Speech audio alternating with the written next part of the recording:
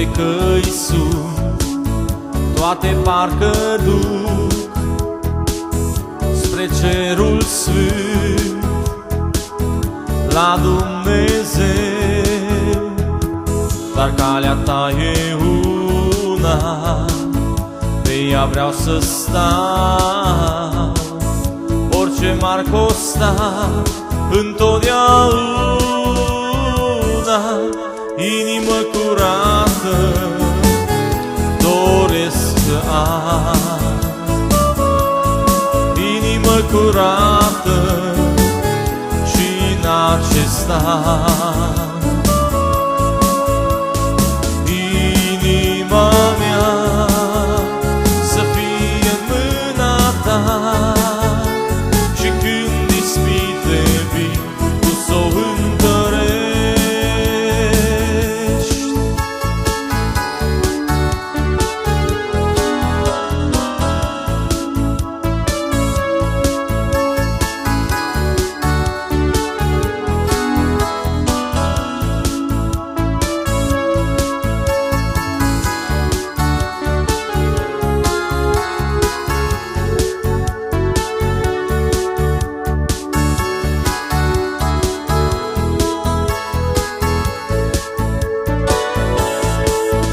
Între oameni ce viața își petrec în pofte și păcat, fără Dumnezeu,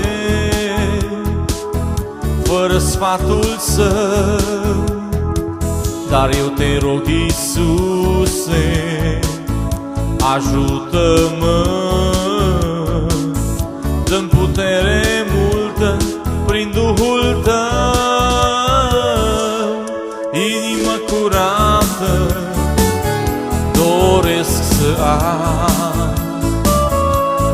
inimă curată și în acest an. Inima mea să fie în mâna ta și când ispite vin, tu s-o întărești.